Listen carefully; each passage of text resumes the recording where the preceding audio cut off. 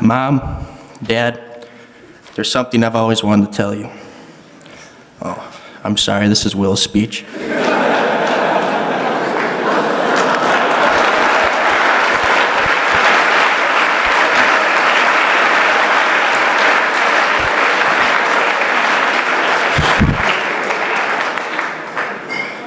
Everyone in their own life has their own path of figuring it out. People figure it out during their lifetime at all different stages. Some when they're young, some when they're old, some don't figure it out at all. My path to enlightenment is special. I'd like to take you with me through it. When I was a young boy, I got many hints that I was a special child. One day when I was around the age of 5, I energetically sprinted home from local rec league soccer camp to show the award I just received to my parents. When I came in the door and showed him my participation ribbon, I specifically remember my dad looking over at my mom and going, "Oh, we have one of those kids."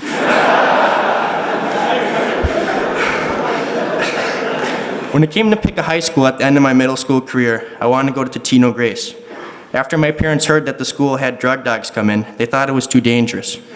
So my father forced me to go here. Coming to St. Thomas Academy, living 30 minutes north, with no older siblings, just a younger, unattractive sister.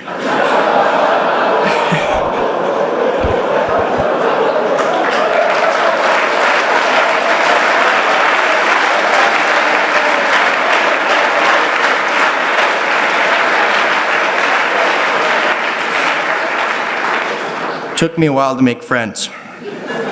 Took me all freshman year to adapt to the school, though I did learn many things about this institution: the brotherhood, the tradition, and even some mysteries, like his Nick McCarthy, actually, Bill McCarthy's son. I had a good year academically, but I still never really figured it out. Sophomore year was like trying to log into a computer in the media center. Long.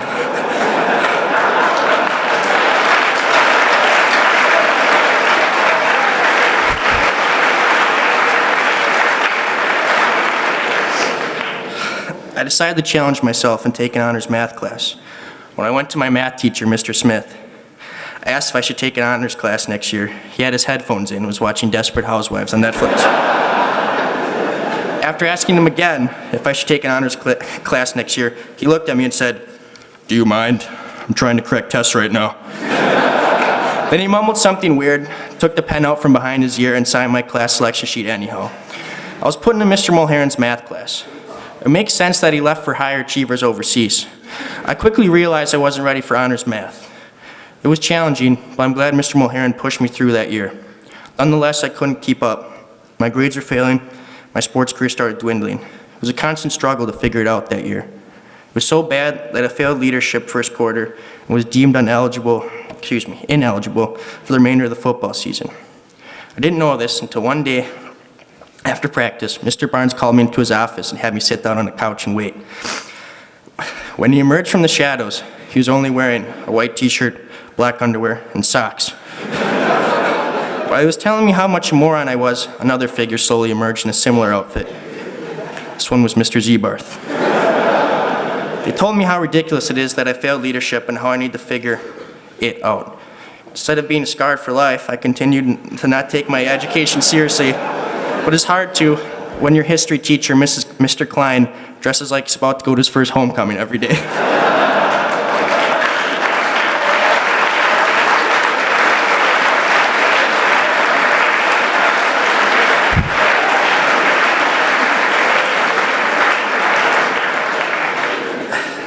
Going in the junior year, I was determined to do better, so I didn't take any more selective classes, besides American Studies.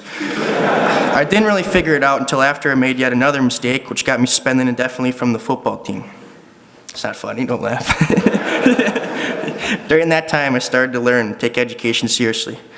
One thing Mr. Weber taught me was his famous quote, "Enter as boys, leave as men." This quote meant a lot to me, made me realize how childish I had been throughout most of my life. This year, my friends Victor Rhyme and Jack Quinlan got more involved in our Special Olympics flag football team. We went to the first practice that was put on the A team. We quickly were shown how good these athletes truly were.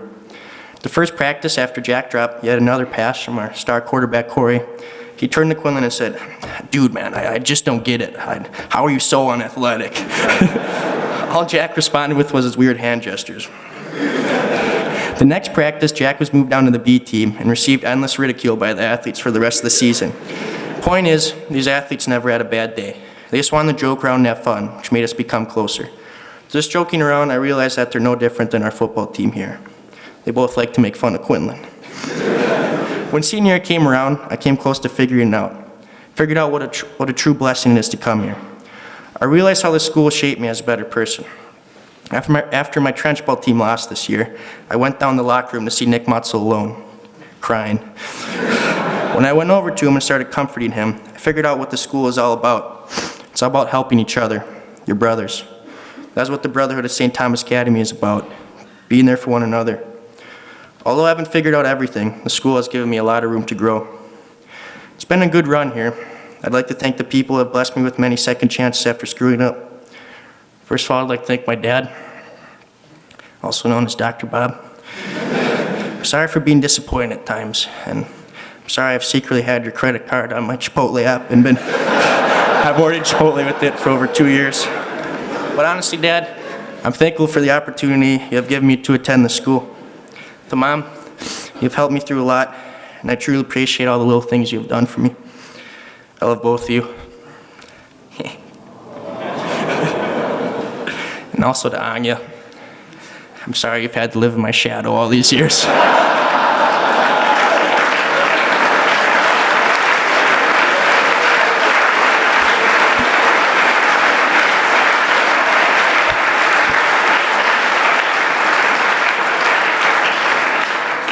Last but not least, I'd like to thank the boss himself, Ted Johnson.